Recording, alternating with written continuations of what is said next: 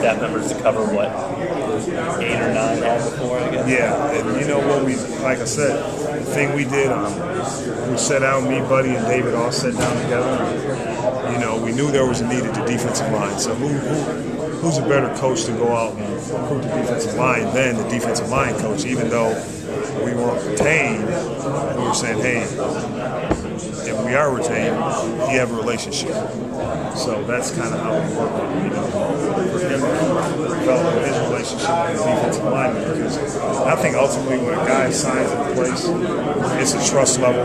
Who do you trust is going to be able to get you to accomplish all the things you want to accomplish? So that's what we were trying to get with Buddy, was to try to get him in a position where we can develop those relationships. You had to be happy with how it turned out then, getting the defensive line guys you did. Yeah, I'm excited with what happened with us, period. I mean, Coach Ainello came in, did a great job. Coach Weiss, you know, Coach Weiss had a great plan when he came in. And, you know, he retained Buddy and myself. And, you know, we were able to continue relationships with each other.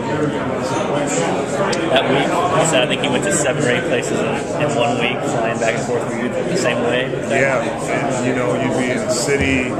You know, it's funny. You may start off in Chicago in the AM, in the PM. You're in Atlanta. The next morning, you're in Florida. Next day, you're here. But you know, that's what happens when you don't have a full staff.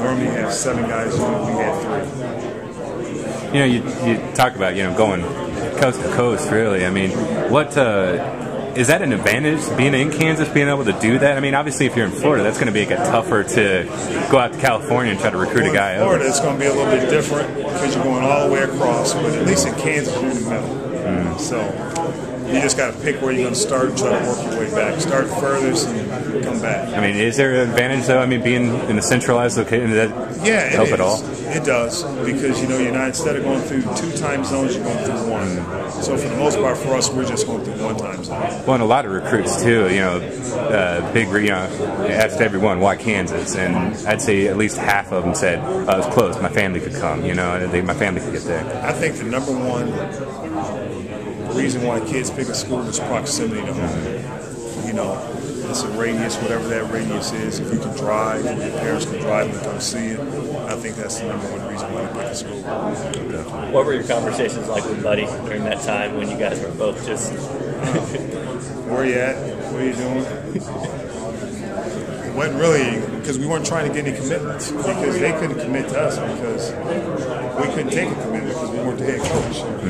You know, so you're basically just trying to develop relationships with guys. And, you know, that was it. Does that almost turn into where you at right now? How's things going? Does that almost turn into an advantage at some point when you can kind of cut through, you know, everything else, like trying to the sales pitch and just be like, hey, I'm just here to talk to you. Right. You know, I mean, does that almost help to a certain degree? I mean, it developed some trust. It did, and you know, luckily for the administration here, they hired Coach Weiss pretty quick. But for the most part, we were able just to develop relationships with it. We weren't selling suit, we were selling persistence. You know, and so you were able to develop a relationship. It's hard because you're selling XYZ University, you're selling that, and we're just there. You know what I mean? We're just there. And the guys look and say, what are you doing here? I'm recruiting. Yeah. You have a job? Well, sort of. Yeah. You know what I mean? Yeah. So that's how it is. But we weren't the only ones. I was at a school one day, and the University of Illinois was there. And they had been fired. So that's just what you do. That's part of the profession. Kind of like going door to door without a suitcase. I mean, trying to sell stuff. Is that? Oh yeah, cold sales. But you know, the only difference is we had a relationship with the guys before, so we were able to just build on those. And, you know, kids know, and you know what? If there is some interest, they'll keep letting you come in, and if there's not, they'll shut you down pretty quick. I said, what is the normal reaction from those kids when you come around? Oh hell, Deshaun Wilson decommitted. So yeah. Most of them, you know, I think the further the guy's away, the harder it is. Like Brian Beckman, he was 30 minutes away. He came to KU. KU. He wouldn't care who's coach. Where some other kids, they were more tied into maybe the staff, individuals themselves. You know what?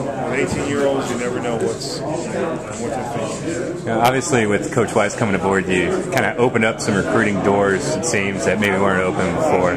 But also, I imagine the opposite end of that is you probably lost out on some guys that had established relationships. You know what?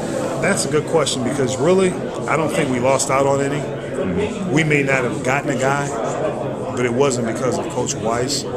It was because of someone had been able to develop a better relationship with them. It wasn't because of us hiring a coach, and it was just that when we got involved with it seriously, it was too far down the road. Mm-hmm. And contrary to that, he opened up some doors for us that we wouldn't have been able to get in. Skylar Miles, we would have never been able to get in.